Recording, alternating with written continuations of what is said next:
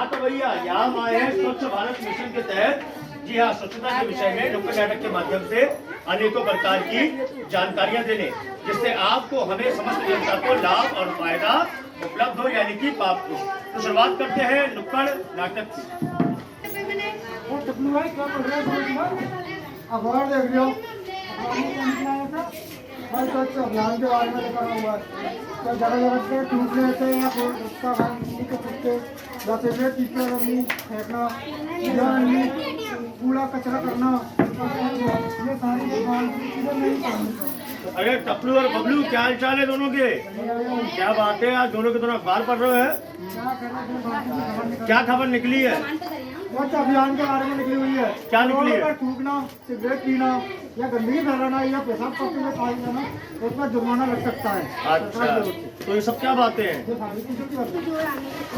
तुम दोनों को ये बातें फजूल की लगती हैं, बकवास लगती है?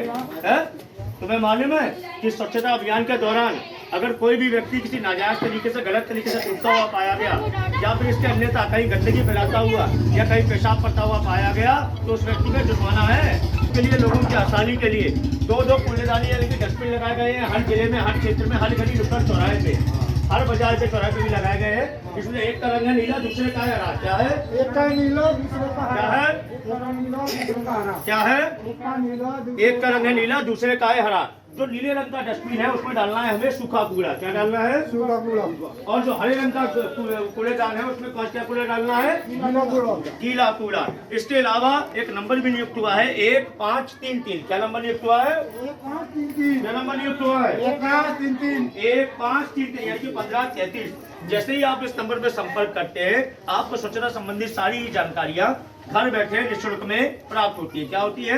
प्राप्त होती है। इसके अलावा अगर कोई पशु आपको मृत स्थिति में मिलता है, यानी कि मरा हुआ पाया जाता है किसी गली नुक्कड़ या चौराहे पे, या फिर घायल स्थिति में पाया जाता है, जैसे ही नंबर पर संपर्क करेंगे आपकी समस्या का समाधान तत्काल तुरंत कर दिया जाएगा। उसके अलावा एक गाड़ी भी आती है सभी लोगों की अच्छाई के लिए, भलाई के लिए, पूरी गली मोहल्ले की घरों की सफाई के लिए। कौन सी गाड़ी आती है? जिस गाड़ी में से एक आवाज आती है, गाड़ी वाला आया घर से कचरा निकाल, गाड़ी वाला आया घर से कचरा निकाल, गाड़ी वाला आया घर से कचरा निकाल, गाड़ी वाला आया घर से कचरा निकाल। इस गाड़ी के कहने का ये गाना बजता है। इसका अर्थ ये है कि गाड़ी वाला आया घर से कचरा निकाल। इसका मतलब ये है कि आपके घर में जो जमा हुआ कूड़ा है, जो आपने इकट्ठा करके झाड़ू पोछा करके डस्टबिन में यानी कि घर की कूड़ेदानी में रखा है, उस कूड़े को आप कहाँ फेंकें?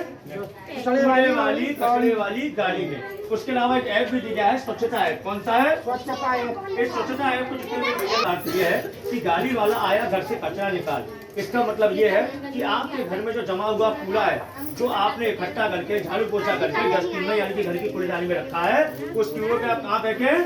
कचरे वाली गाड़ी में। उसके अलावा एक ऐप भी दी गया है, स्वच्छता ऐप। कौन सा है? स्वच्छता ऐप। इस स्वच्छता ऐप को जितने भी लोग कार्यक्रम देख रहे हैं, जितने भी मेरी बहनें बैठी हुई हैं, सभी लोगों से मेरा निवेदन है कि स्वच्छता ऐप को, जी हाँ, स्वच्छता ऐप को अपने मोबाइलों में डाउनलोड करें। स्वच्छता संबंधी सारी जानकारियां घर बैठे आप सभी लोग बड़ी आसानी से अपने फोनों में जानकारी के साथ प्राप्त करें। इसके अलावा जो सबसे ज्यादा हानिकारक, सबसे ज्यादा जानलेवा वो क्या है? प्लास्टिक की पॉलिथीन यानी कि प्लास्टिक की थैली, जो हमारे भारतवर्ष को नहीं पूरे विश्व में सबसे ज्यादा नुकसान पहुंचाती है, सबसे ज्यादा बीमारियों का कारण बनती है। क्योंकि प्लास्टिक की पॉलिथीन इतनी जहरीले केमिकल से बनती है, इतनी हानिकारक जानलेवा केमिकल से बनती है कि अगर आप उसे जमीन में दफना देंगे तो किसी भी हालत में समाप्त नहीं होती, डैमेज नहीं होती है ना। अगर आप उसे आग लगा करके जला देंगे तो वो धुआं बन के क्या होगा? उसका दूषित बनेगा। पर्यावरण क्या बनेगा? पर्यावरण क्या बनेगा? पर्यावरण क्या बनेगा? दूषित। और जब पर्यावरण यानी कि सांस लेने की हवा दूषित होगी तो सांस लेने में दिक्कत समस्याएं होंगी, और जब सांस लेने में दिक्कत समस्या होंगी तो क्या आएगी? महामारी, सांस की बीमारी आएगी। और जब सांस की बीमारी आएगी तो मरना है, क्योंकि सांस लेने में सबसे ज्यादा दिक्कत होती है नवजात शिशु को, जो हमारे भारतवर्ष का आने वाला कल है ना। सबसे ज्यादा दिक्कत परेशानी आती है नवजात शिशु को, यानी कि हाल के पैदा हुए बच्चों को, या फिर बूढ़े बुजुर्गों को। और जब सांस लेने में दिक्कत होगी तो मरते हैं, तो हमारा भविष्य भी अंधकार में जाएगा। सकता है। तो प्लास्टिक की पॉलिथीन का इस्तेमाल सभी लोग संपूर्ण तरीके से पूरी तरीके से बंद कर दें।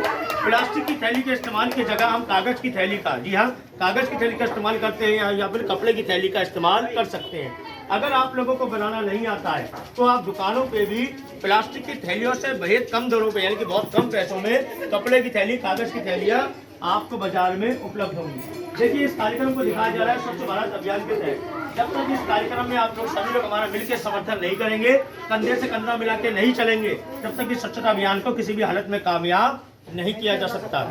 ये स्वच्छता अभियान आपके हमारे समस्त जनता के लाभ और फायदे के लिए दिखाया जा रहा है, ताकि स्वच्छता गली में बन सके, घरों में बन सके, सड़कों पे बन सके। और जब घर, गली, मोहल्ला स्वच्छ होगा तभी हमारा आगरा स्वच्छ बनेगा।